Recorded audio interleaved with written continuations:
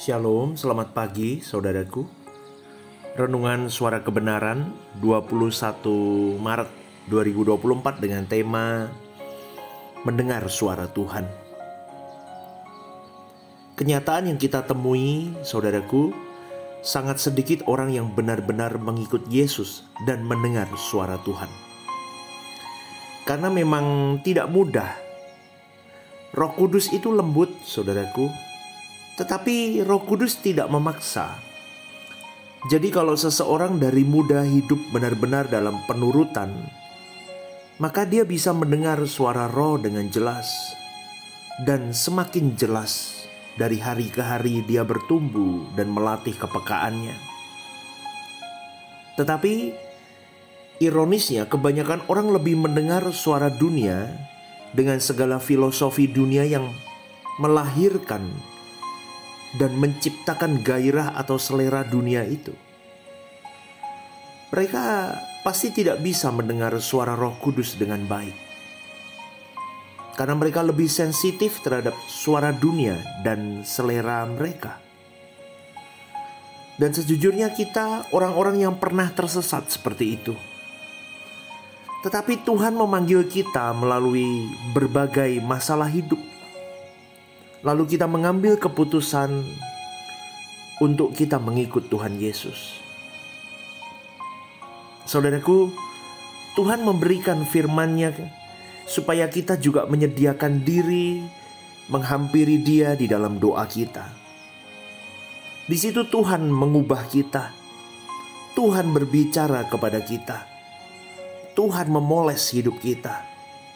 Di dalam proses itulah kita menemukan bagaimana kembali kepada jalur yang benar.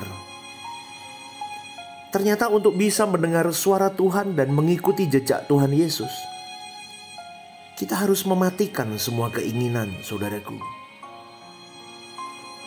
Tapi di sisi lain, inilah yang membuat orang curiga terhadap ajaran seperti ini. Karena ajaran begini dianggap menyalahi kodrat kehidupan.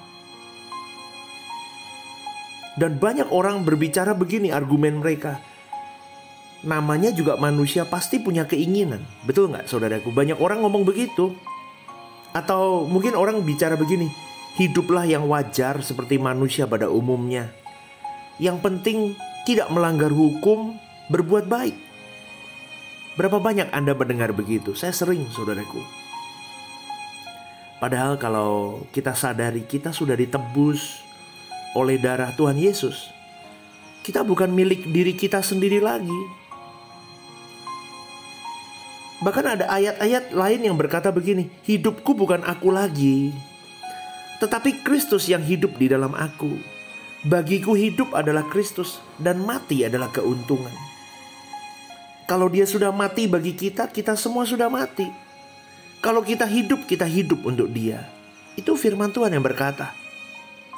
Berarti kita tidak berhak untuk punya kesenangan diri. Saya garis bawahi sekali lagi, saudaraku. Kita tidak punya hak untuk memiliki kesenangan diri kita sendiri lagi.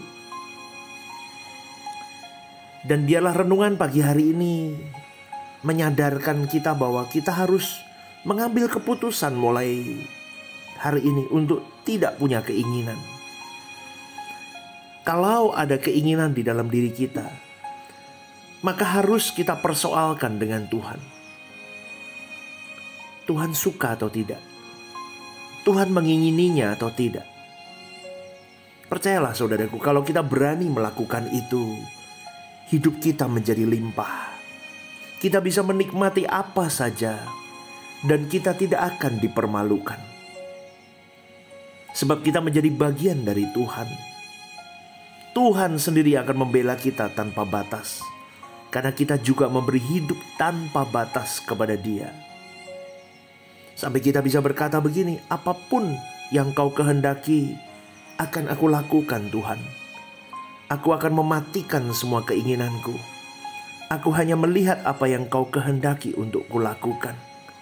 Saudaraku, inilah puncak dari pertobatan seseorang. Yang di dalam bahasa Yunani boleh biasa dikatakan metanoia. Perubahan pikiran yang ujungnya adalah hidup hanya untuk melakukan kehendak Bapa.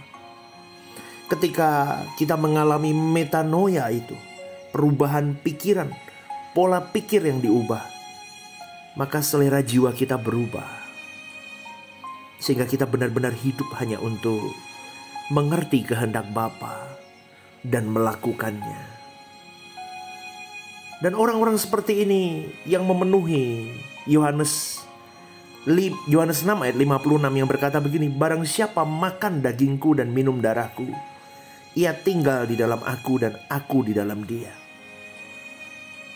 Tuhan benar-benar tidak mau diduakan. Maka kita tidak dapat mengabdi kepada Tuhan.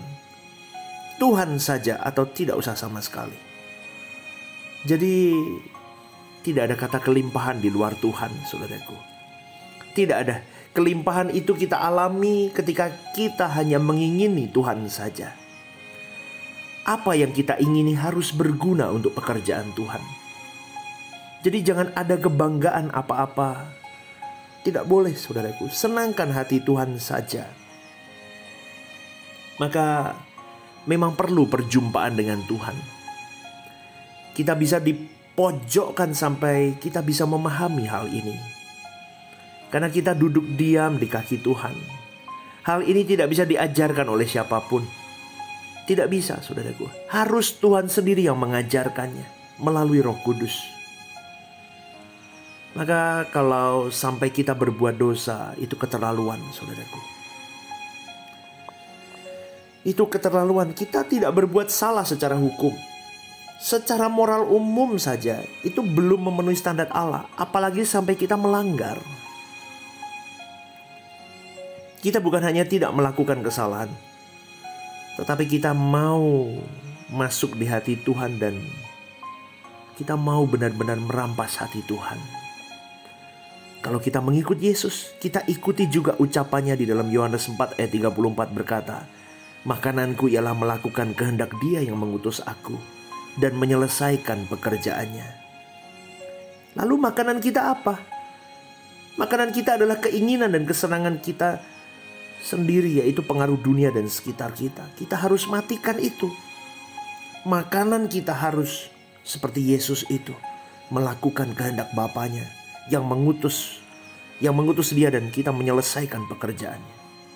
Jadi saudaraku, ayo berjuang yuk untuk mulai menanggalkan, meluruhkan, merontokkan segala keinginan yang tidak sesuai dengan kehendak Allah.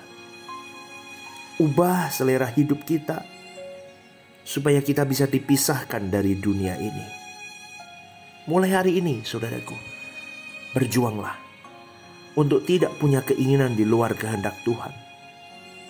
Semua yang kita ingini harus sesuai dengan kehendak Tuhan, supaya kita bisa mendengar suara Roh Kudus, yaitu supaya bagaimana kita bisa menyelenggarakan hidup sesuai dengan kehendak Bapa.